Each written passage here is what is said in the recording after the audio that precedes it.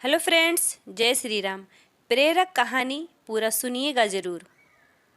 एक समय की बात है, एक गुरु और एक शिष्य एक गांव से गुजर रहे थे। काफ़ी देर चलने के बाद उनको प्यास लगने लगी थी, तो वो एक खेत पर जा पहुंचे। खेत बहुत बड़ा और उपजाऊ था, लेकिन उस खेत को देखकर लगता था कि उसका मालिक उस खेत पर ज़्यादा ध्यान नहीं दे रहा है। वहाँ पर एक झोपड़ी थी। उन दोनों ने झोपड़ी के दरवाजे को खटखटाया तो अंदर से एक आदमी निकला और साथ ही उसकी पत्नी और बच्चे भी बाहर निकले थे। सभी ने फटे पुराने कपड़े पहने हुए थे। गुरु ने बहुत ही विनम्र निवेदन किया कि क्या हमें पीने का पानी मिल सकता है। उस आदमी ने उन दोनों को पानी पिलाया। पानी पीने के बाद गुरुजी बोले, खेत बहुत बड़ा है लेकिन इसमें कोई फसल नहीं उगाई है, तो आप लोग अपना गुजारा कैसे चलाते हो। आदमी बोला, गुरुजी हमारे पास एक भैंस है जो बहुत सारा दूध देती है और उसमें से कुछ दूध बेचकर हम गुजारा कर लेते हैं और बाकी बचे दूध का हम सेवन करके गुजारा कर लेते हैं।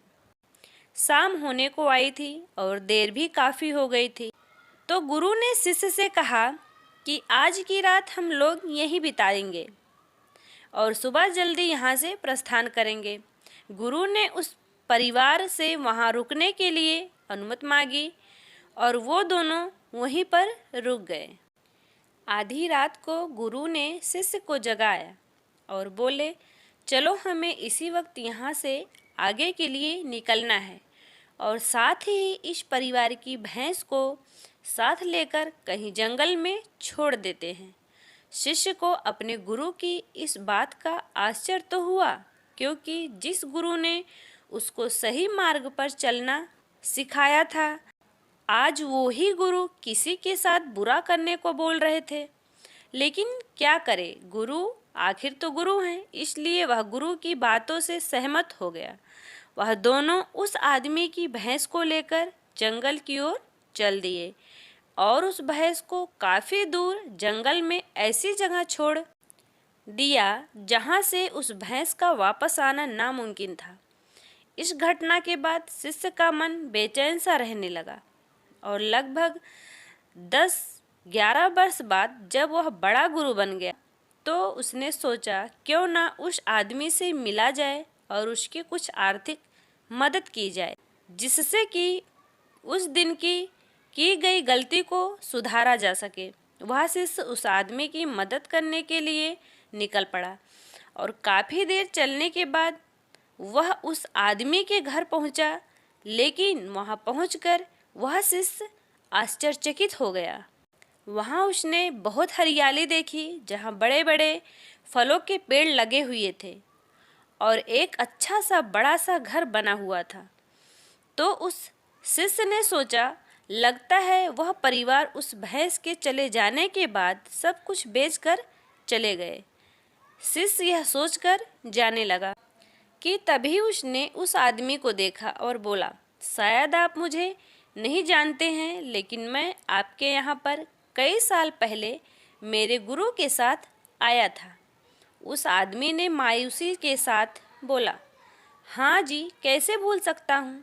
उस दिन को आप बिना बताए ही यहाँ से चले गए थे और साथ ही उस दिन हमारी भैंस भी ना जाने कहाँ चली गई और आज तक वापस नहीं आई। काफ़ी दिनों तक हम इसी बात को लेकर परेशान रहने लगे और समझ में नहीं आ रहा था कि क्या करना चाहिए, लेकिन जीने के लिए कुछ ना कुछ काम तो करना ही था।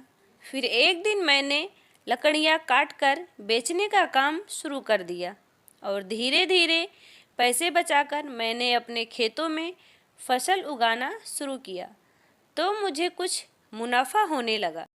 मैंने उस मुनाफे से फलों के पेड़ लगा दिए, जिससे मुझे बहुत ज़्यादा मुनाफा होने लगा और मेरा यह काम बहुत अच्छा चल निकला। अभी मैं आसपास के गांव में सबसे बड़ा व्यापारी हूँ। आगे वह आदमी बोला, अगर उस दिन भैंस गई नहीं होती तो शायद यह सब कुछ आज मेरे साथ नहीं होता। उसी के कारण मैं कोई और काम नहीं करना चाहता था। जब वह भैंस चली गई तभी मैंने कुछ नया करने के लिए सोचा और आज उसका नतीजा मेरे सामने है। यह सुनकर वह शिष्य बोला, लेकिन यह सब तो आप पहले भी कर सकते थे। आदमी ने कहा, हाँ बिल्कुल कर सकता था, लेकिन उस समय मेरा काम बिना मेहनत किए ही चल रहा था और मुझे कभी लगा भी नहीं कि मैं यह काम करने के लिए सक्षम भी हूँ। इसलिए मैंने कभी कुछ अलग करने की कोशिश ही नहीं की। लेकिन जब मेरे पास कोई और चारा नहीं था तो मुझे लगा कि मुझे कोई दूसरा काम शुरू करना चाहिए जिससे कि मैं अपने परिवार का अच्छे से पालन पोषण कर सकूं। कहानी से सीख। दोस्तों, कहीं आपकी ज़िंदगी में इस भैंस की तरह रुकावट तो नहीं है जो आपको एक अच्छी ज़िंदगी जीने से रोक रही है। अगर आपको ऐसा लगता है तो आगे बढ़ने की हिम्मत करिए और कुछ अलग करके दुनिया को दिखाइए, क्योंकि हर किसी में कोई ना कोई हुनर ज़रूर छिपा होता है। बस ज़रूरत है तो अपने हुनर को बाहर निकालने की। ये प्रेरक कहानी आप सबको कैसी लगी कमेंट में ज़रूर बताइएगा। जय श्री राम।